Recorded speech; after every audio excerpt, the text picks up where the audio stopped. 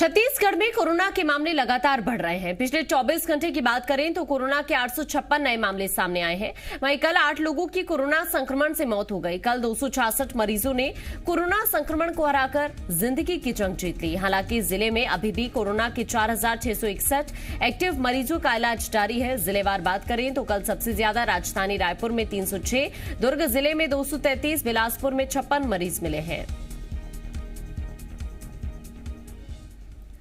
Corona के बढ़ते मामलों को लेकर गृह मंत्री ताम्रध्वज साहू ने कहा कि सरकार के ध्यान में सब है।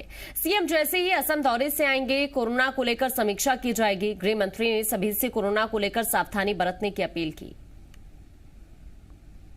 सावधानी बरतने के लिए निवेदन सबसे किया जाता रहा है। ये जब कम हो रहा था तब भी हम लोग बोल रहे थे कि सावधानी छोड़े मत, क्योंकि इसका प्रारंभिक गाइडलाइन दिया गया था कोरोना जब शुरू हुआ तो, और ये कहा गया था कि विश्व में अगर एक भी कोरोना पेशेंट है तो भारतवर्ष सुरक्षित नहीं। भारतवर्ष में एक कोरोना पेशेंट है तो छत्तीसगढ़ सुरक्षित नहीं, और छत्तीसगढ़ में एक कोरोना पेशेंट है तो जहाँ आप रहते हो वो सुरक्षित नहीं।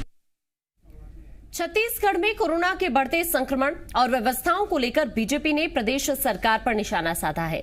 बीजेपी प्रवक्ता अनुराग सिंह देव ने कहा कि महाराष्ट्र की सीमा को सील नहीं किया जा रहा है।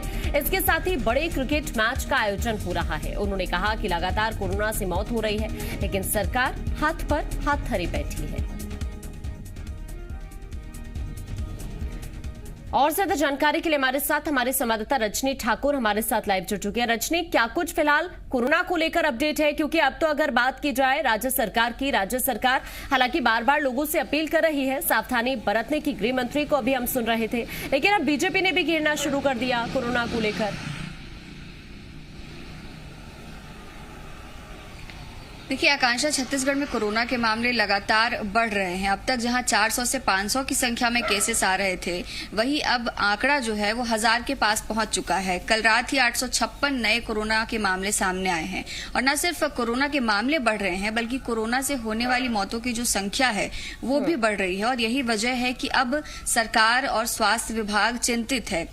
हालांकि छत्तीसगढ़ में बाकी राज्यों की तरह कोई सख्ती नहीं अपनाई गई है अभी तक। ना ही नाइट कर्फ्यू की बात कही जा रही है, ना ही लॉकडाउन लगाया जाएगा। खुद मुख्यमंत्री भूपेश बघेल ये स्पष्ट कर चुके हैं कि लॉकडाउन नहीं लगाया जाएगा।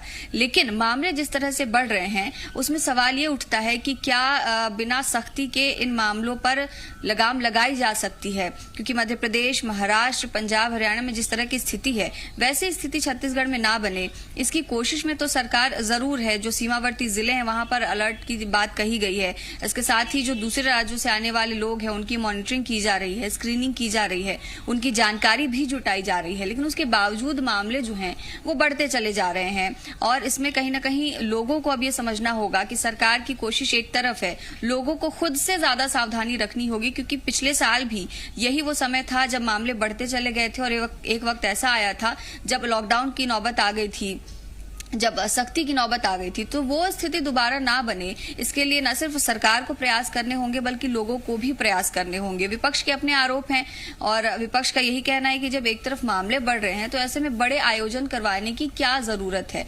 लेकिन ये भी है कि मामले अब जाके बढ़े हैं और आयोजन की तैयारी पहले से ही कर ली गई थी, ऐसे में उनको रद्द नहीं किया गया। पर अगर इसी तरह से मामले बढ़ते रहेंगे तो ये जरूर है कि आने वाले समय में बाकी जो आयोजन होने हैं, बाकी जो सार्वजनिक कार्यक्रम होने हैं, उसमें खलल पड़ेगा। ठीक है रजनी, आप बने रहिए हमारे साथ, आगे अपडेट आपसे लेंगे।